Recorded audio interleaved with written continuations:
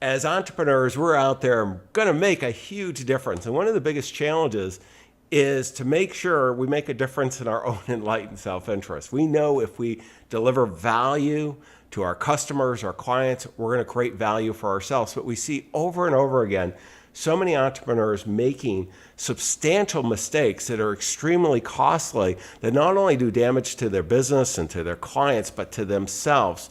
And unless you have a business that's profitable, sustainable, you're doing a disservice to your clients and your customers.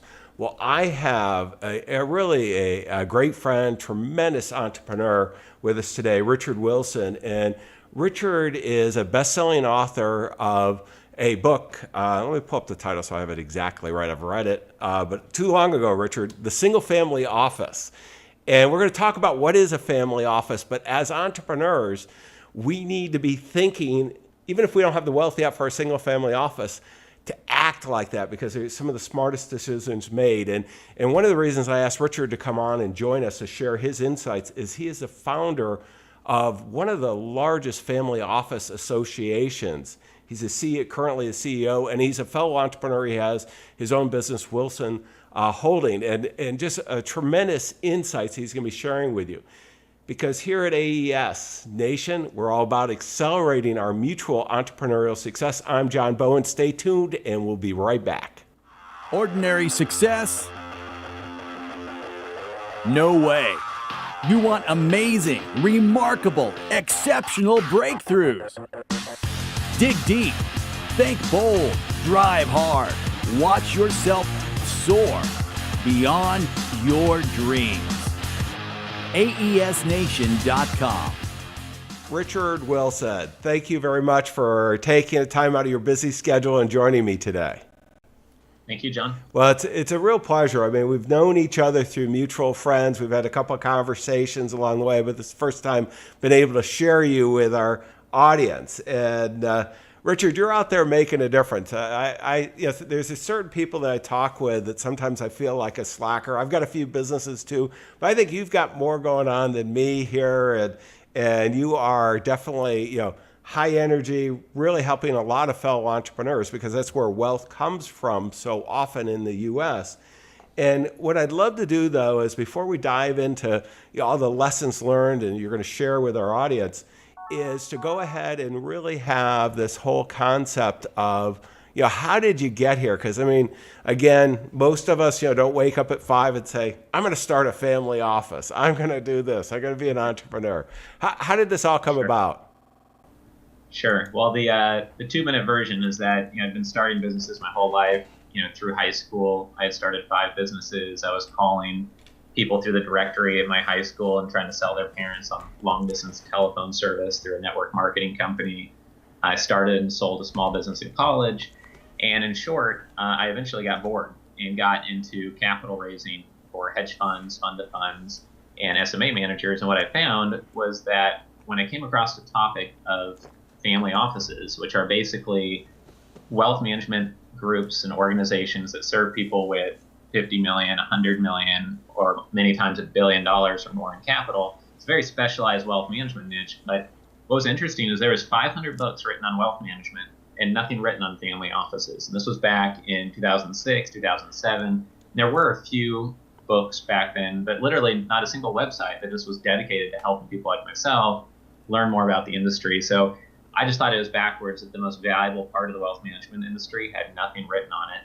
So I started writing on it daily, just selfishly to learn more about the industry and kind of bring everything together. I was reading on Bloomberg, Financial Times, and elsewhere, and bought familyoffices.com and made it the first website to be focused on just giving away information on the space. And as that took off and got thousands of hits a day, the whole business exploded from there. And long story short, we've created the first platform business focused on the family office industry, meaning we have 7 different lines of products and services and a lot of media assets. And it's a lot of fun because it's like something that no one else was doing, but there's a great need for. And that's, I think, what a lot of people are looking for, that hungry crowd, as John Carlton or Gary Halbert are famous for saying they're always looking for.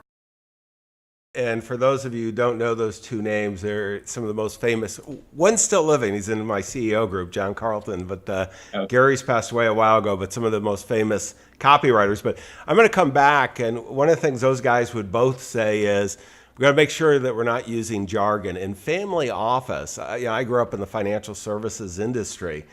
And I never, it took me a while to figure out what a family office was. And for our fellow entrepreneurs who aren't sure, why don't we break out kind of, what is a family office and who uses those? And then also why, okay, if I have less than what it needs for a family office, why shouldn't I just, turn off this podcast right away?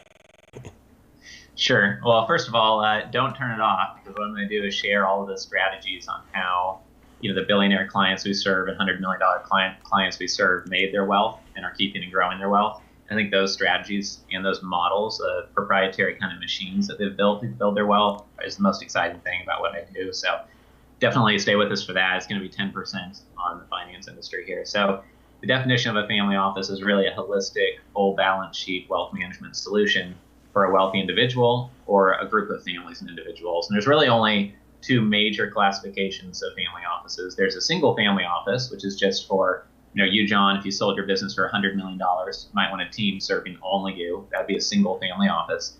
And then a multifamily office is simply a wealth management firm that's focused on 20, 50 millionaires, centimillionaires, or higher. And they might have 5 clients or 200 clients, but they're trying to create a more holistic wealth management experience. And the whole reason the industry exists is that if you did sell your business for $100 million, but you sold it the day after a tax law changed, or you put the proceeds of that sale into the wrong type of legal structure in the wrong jurisdiction, that one mistake could cost you, let's say, 1% of your wealth. Let's say you had a 1% increase in taxation on that $100 million sale. Well, that $1 million fee, that $1 million cost you paid that was extra, could have paid for a full-time team to serve only you on insurance, investments, risk management, charitable giving, tax optimization, multi-generational planning and giving. So really, if you make a small mistake and you're a billionaire, it could be a $3 million mistake. If you're only worth $1 million, you could make a pretty big mistake and it's still not going to pay for anything more than the secretary, with no high degree, no college degree. So that's why the industry exists. And I think that the other reason it's really important people understand is that if you run a publicly traded company, or if you own 117 different commercial real estate assets, as one of our clients does, you don't have time to remember what your CPA said in January and communicate that to your insurance agent in March, and then somehow tell your wealth manager that you need to structure something a certain way because your trust and estate attorney said so. Typically, your advisors are not speaking to each other. And I think most of us here in the video will recognize that your advisors aren't speaking to each other very much at all. If they are, it maybe is 2 times a year. So how is a really busy person supposed to keep that all straight in their heads? So that's why the industry needs to be there, and there needs to be a quarterback for these ultra wealthy organizing their affairs and keeping track of all the moving parts. Well, and really, Richard, thank you for the definition. It's a great one. And I see in our industry so often that, what happens is as entrepreneurs, we kind of go to, just somebody as a financial advisor that we grew with. And particularly as we accumulate wealth, there are different issues. I mean, the magnitude that you talked about of a sale at, having it off 1%. But I mean, you and I have seen times where it's a lot more than that, and it can easily fund, the family office, as well as for those of us who don't have $100 million or even $50 million. What we have is we can learn from these fellow entrepreneurs who have built tremendous wealth and then are preserving it. So I want to go to that, Richard, and one of the things that you and I've had a chance to visit on this, and I know this is something that you do in building your businesses, and your fellow entrepreneurs that you see have the most wealth, is they're very selective on clients and customers that they actually work with. And maybe talk about how you envision that and how our fellow entrepreneurs can really use that to accelerate their success even more. Sure. I think many of the families have realized that they want to work with the best person in the niche, and they realize that if we're all business people, then we're all looking for some long-term upside. It's not just about the hourly rate we pay somebody. So many times the families take the strategy of securing the best brain trust in their industry or the best one or two joint venture partners so they can roll up their industry, and they're willing to provide profit incentives and revenue shares or profit shares with those people. And I think that can help you leapfrog competition. When you don't have many resources, you have to provide the equity or the profit sharing. But if you do it on a per project basis, I've seen a lot of families use that strategy. And I've also seen families use a strategy that any entrepreneur could use, and that is to, when you define your sandbox and where you're going to compete, to identify who controls the hubs of relationships and media channels in that area and make them your partners. So your influence kind of blankets the industry, and you either get first look at a new client or first introduction to a new lead, or massive exposure through those different hubs. So I think that that's a strategy I see families use quite often, is preempting the competition by going after the smartest people in the industry and getting them on their side. Yeah, really identifying the influencers early on. I see this over and over too. I mean, we just did a big study with Dan Sullivan and Joe Polish of Dan Sullivan of Strategic Coach, Joe Polish of Genius Network Mastermind Group. And what we did is we surveyed 3,500 entrepreneurs, and one of the things that was a very high correlation of success was those who were good at networking with influencers, the movers and shakers in whatever industry they were in. And this is something that we see over and over again. And I would encourage everyone. I look at it oftentimes that you can create these strategic partnerships, sometimes joint ventures, but the opportunity to do that is just huge, and it can be preemptive. One of the things, though, Richard, that you've found too, and I share this a lot, in the different businesses, this whole concept of niche marketing, kind of that 360 niche marketing. Tell us about that. How are you seeing these most successful entrepreneurs with the family offices? So they've created tremendous wealth. How are they actually doing this? Right. I think that's a great point. That leads directly into it connects to the past point of, once you identify the influencers and you identify the most highly expert people in your niche industry, then you can become one of the influencers yourself. And it's by collecting all those resources that you can do it. So a great example of doing this would be when we first got in the family office industry. In the first 3 years, I wrote a book through Wiley called The Family Office Book. And actually, I think the better book is the more recently written book, the Single Family Office book. But in both cases, what I did was I looked at the industry and said, I know this much. I'm 80% confident that I'm on the ball, but I want to make sure that I'm not missing something, missing a new trend. And I want to build new relationships with people who are hard to get on the phone. And so what I did was tell them, I'm writing this book. I've written 200 pages so far. I'm interviewing 30 family office executives. I'd like to interview you. And I'd interview them and put their names and interviews in the book and gave them exposure through my media medium.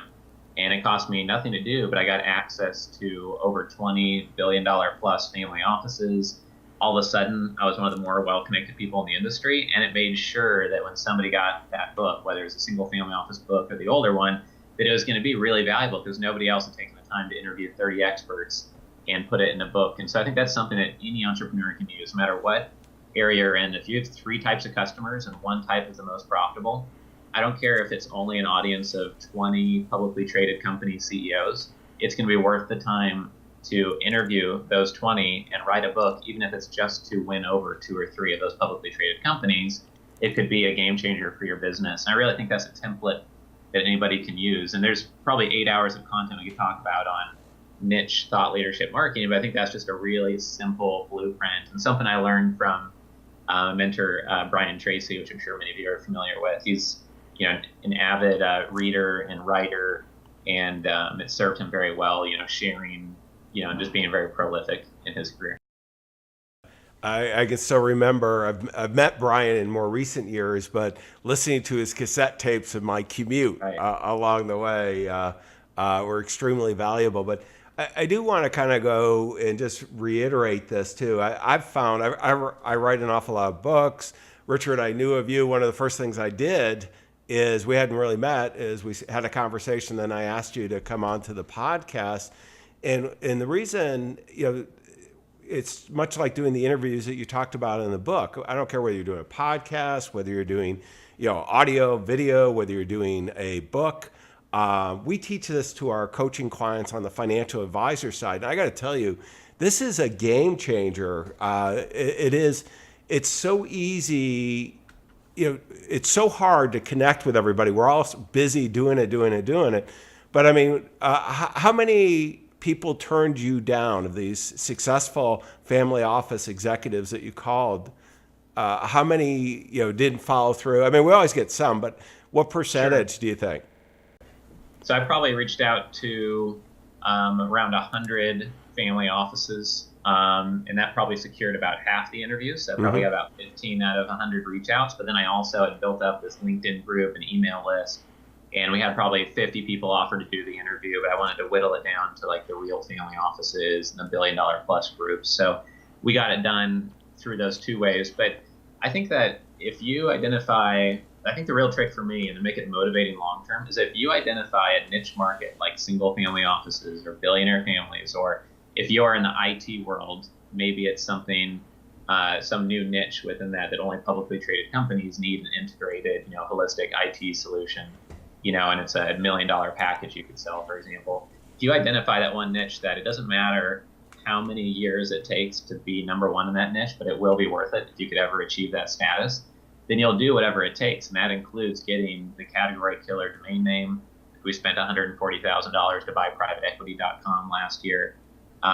Doing that, writing the book, even if it takes you 700 hours, doing a podcast, a newsletter, LinkedIn group, Facebook group, and figuring out on Google how to get a PowerPoint to rank for that keyword, on SlideShare, get your Twitter account to rank, and use other websites. A big trick for this is if you want to do very well in a niche and, let's say the niche is single family offices, then you just write a book with that exact title and it's going to auto rank through Amazon on Google long term, in almost every case, because Amazon is in bed with Google and they want all their book titles to rank very highly. So if you want to be known as the Miami family office, or if you want to be known as the publicly traded company IT consultant, if that was a term that people were using to find a consultant, then you would find how to write a book with that title and just give a massive amount of value within that book and build your whole marketing funnel to that niche sandbox area. Because what happens is that the largest embedded competitors have 20 lines of products and services. They're not focused only on that high-end solution. They're not focused only on what's most profitable. And so that's your advantage, is you can be agile and laser focused on the most valuable client and carve out that little spot for yourself through all these marketing strategies. Well, and we do a lot of research on this, Richard, and people think you need to be an authority. An authority to us is somebody who can deliver a great experience that's an expert in that area. But the second part is they have to be a celebrity as well, because what happens is that they, at that point, have to rise above the crowd, and the messages you're sharing. I mean, I'm going to just say these are so powerful, and it's so inexpensive anymore to do all this stuff, and you can really be ubiquitous within that narrow niche if you use the things that we're talking about. And let's talk about focus, because you talk about focusing on industry, long-term strategic thinking, the private equity side that some of these entrepreneurs are doing. Tell us how that really is applicable to fellow entrepreneurs. Sure. Well, I think that this topic is so important because in most industries, if you're in the auto dealership industry, most people who have been in the auto dealership business for 20 years or 30 years, they haven't studied Dean Jackson and John Carlton and Brian Tracy. They're not also an expert in marketing. And so they might listen to their chief marketing officer some days of the week, but it's not the same brain. And so the huge power in my mind is when you combine excellent marketing, or at least B+ marketing, with true expertise in your industry. And once you get that, then that's the magical combination, because most people only have one of the two. They're really good at marketing, or they're really good at their auto dealership business. And so that intersection is where all the value is created. And just to encourage those getting started, effectively 10 years ago, I knew almost nothing about family offices. And now I can say with confidence that we are the number one most visited website in the industry. #1 best-selling book, top 3 conference business. We're, really well followed in the space, like definitely a top 10 personal name recognition globally. And that's from starting from nothing and $0 in the bank account. So I just encourage everybody to do it.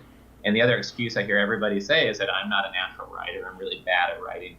And when I was taking some classes on the psychology of influence at Harvard, I submitted a final paper to my TA, who was from Czechoslovakia, and her first language was Czech. And when I got my paper back from her, it was just filled with red marks. And her first question to me was, "Is English your first language?"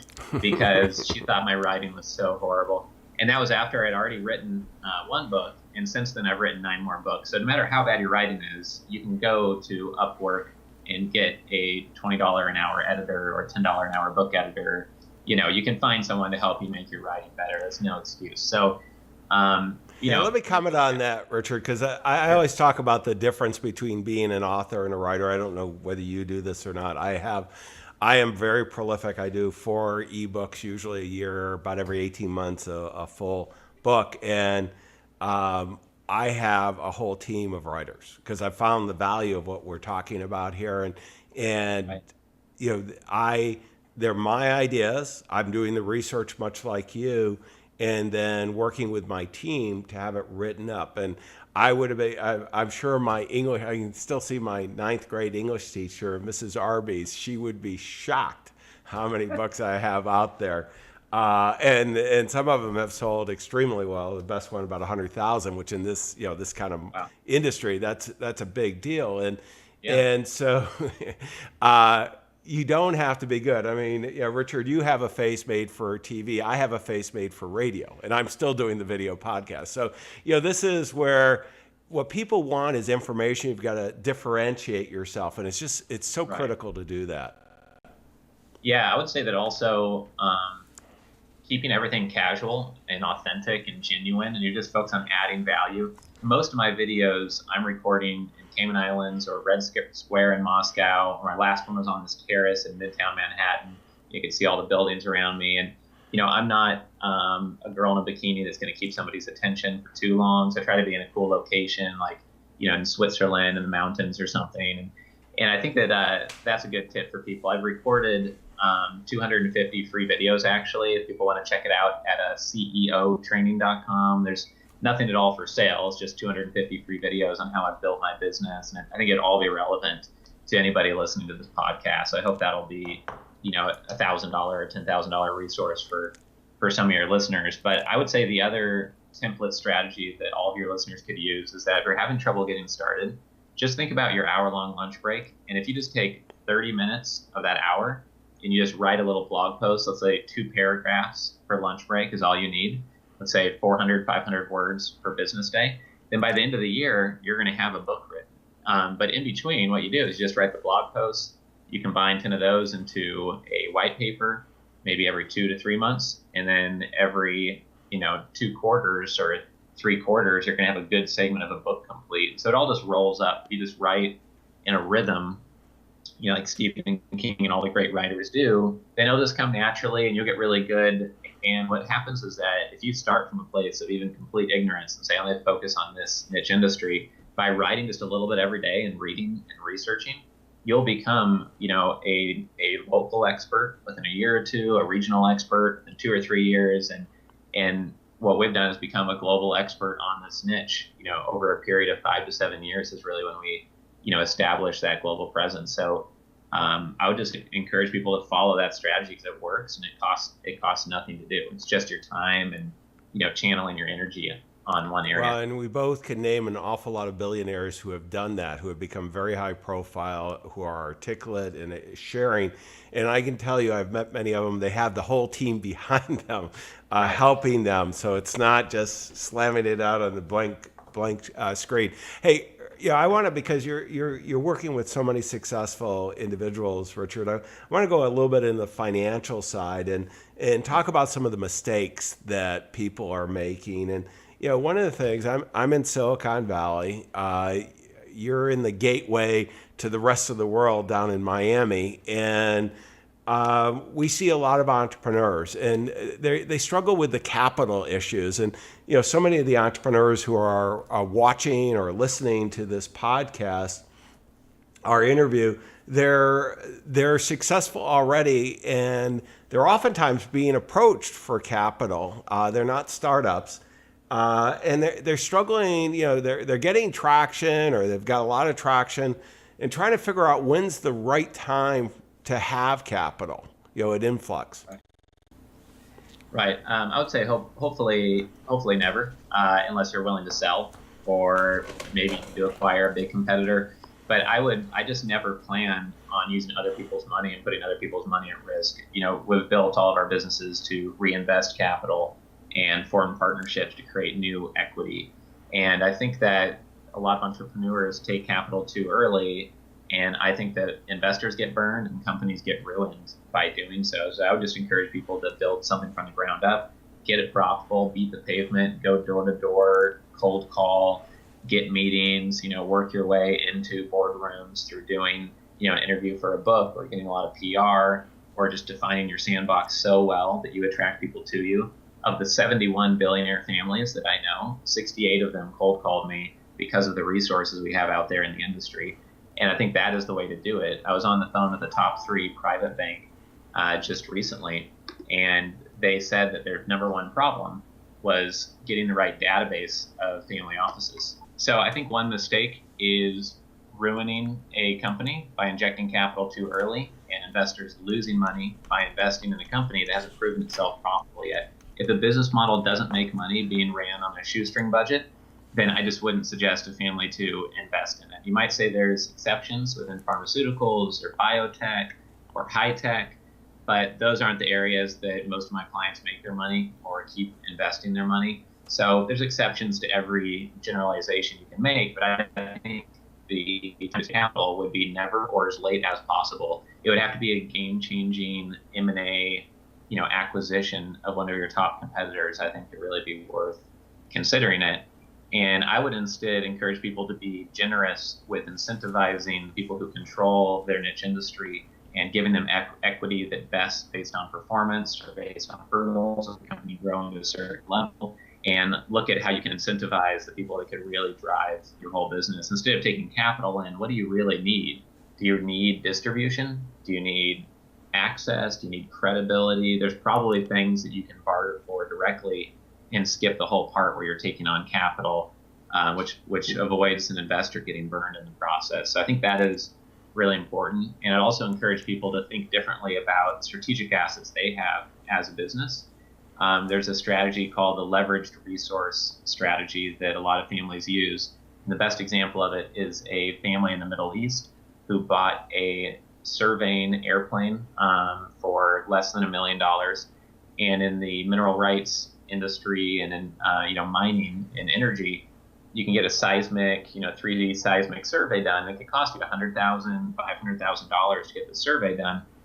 Well, the family, instead of going out and charging each client $200,000, I said, let's buy the equipment. Maybe we'll charge the client the price of our gas. So in hard costs, the pilot and the fuel is paid for. Maybe we'll charge them $20,000. So we know they're serious about doing it. But then we get 7% of all the minerals extracted from that piece of land. And in that way, they made one acquisition of the airplane surveying equipment, and they got to leverage that into all these different equity stakes.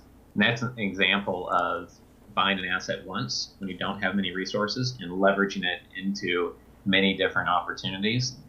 That's why we bought privateequity.com, because it opens a lot of doorways, gives us a lot of deal flow. It's also why we're trying to provide as much value as possible in the family office industry, because we're a relatively small business in the scheme of things, and we see other families using this strategy that if you can be the gateway or the gatekeeper or the toll booth that everybody has to get through within a niche or industry, it's going to either allow you to sell directly to those people coming through your toll booth, or it's going to allow you to set up revenue share, joint venture agreements, and equity stakes. And the last example I'd give of that is a contract we just signed a few weeks ago with a publicly traded company. They do $450 million a year in revenue.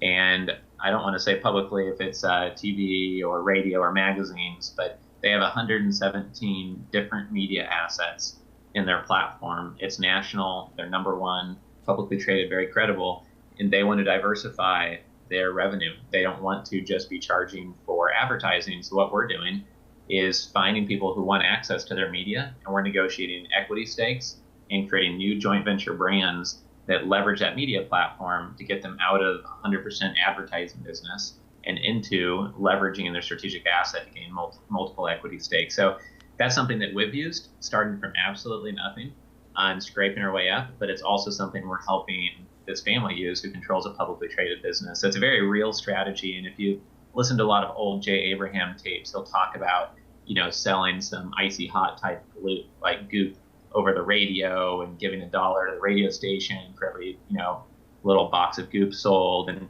he's talked about the strategies. So I have to give him credit. He was an inspiration in kind of identifying and kind of picking those out in the family office world. Well, and I want to point out too, the other thing is, as we liquidate our businesses, we've got a capital. I've sold a number of businesses along the way too. And what happens as entrepreneurs, and I want to warn everyone of this, is you start thinking you've got the magic touch. And you start putting it in, where I love the idea of not raising capital. I've raised capital for businesses along the way. I've done venture backed, I've done angel, I've done, different, and we actually one business, we went public. It is, there is a big price to pay. And, you can do well. If you don't need it, don't do it. On the other hand, if we've got all this money, we really get tempted to seed these other companies. I mean, what has been your experience with your family office clients? I would say my experience is that most of them don't want to write a check for less than $20 million, and they're looking for companies that are not embryonic in the ocean, but they've actually started to, grow some legs, and they're crawling on the beach and walking. They don't want the ones who are just gasping for air, and, they want to find a business that's doing 10, 20, 30, $100 million in revenue. We actually just sent an announcement out today to one of our LinkedIn groups because one family that we represent and run their family office, they acquired a $450 million asset earlier this year, and we're still sitting on $150 million in cash. So we're aggressively looking for $100 million plus opportunities for us to invest our capital. So I would say that they focus on the very high end. A lot of the wealthiest of families, they can't, with $500 million, you can't do $1 million investments. You'd go nuts. I think the other thing is that the focus is usually on one or two or three industries. And I was interviewed by Bloomberg last week about Queen Elizabeth's portfolio and what maybe conservative returns she should have been able to achieve in her portfolio. It was interesting because the reporter was really asking for a Wall Street type answer of, what's the percent she should get every year? But the reality is most, multi-$100 million families aren't thinking, they might get pressured into thinking this by the private banker, where they generally are not thinking with the mindset, I want to achieve 6% a year. What they're thinking is based on one or two or three industries, I want to roll up as much as I can with that industry, vertically integrate, or create a platform business, or have a niche monopoly, or use that leverage resource strategy. And they want to create new wealth based on their information and resource and relationship advantages they have from their initial wealth creation, and leverage all of that within an industry over 10, 15, 20 years. And one of our clients is sitting on $35 million just of land with nothing on it.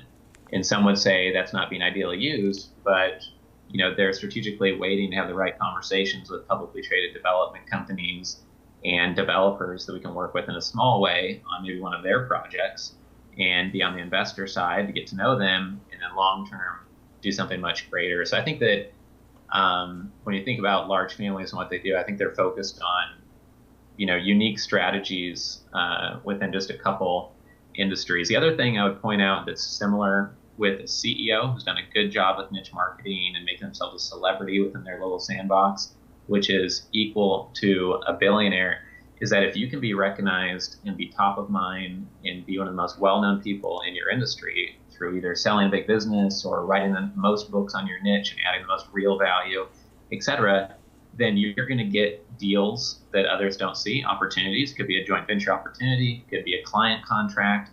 A recent family hired us, which will be it's a six-figure contract the first year. It could lead into a seven-figure per year contract.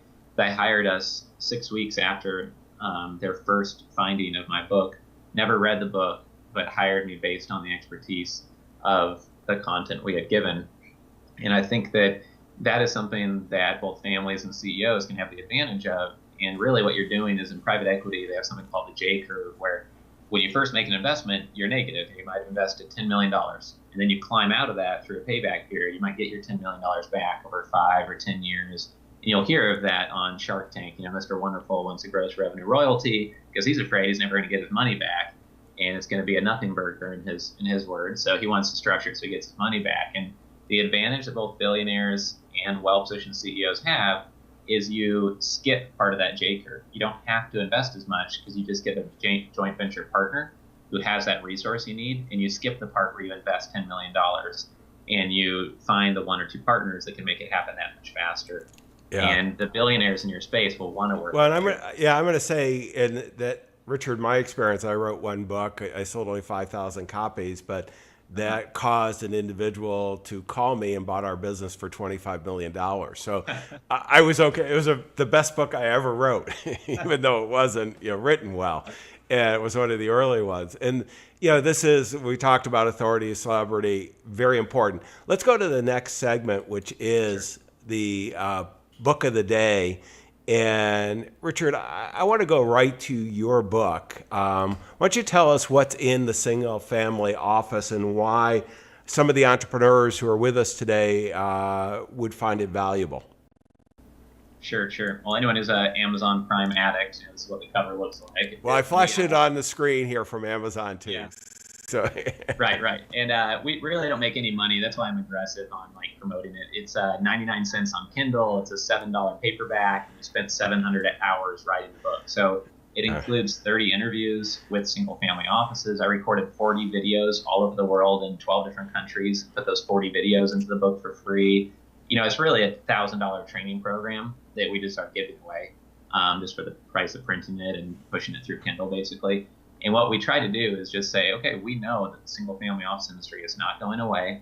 There had never been a book written before with the word single family office in the name of it.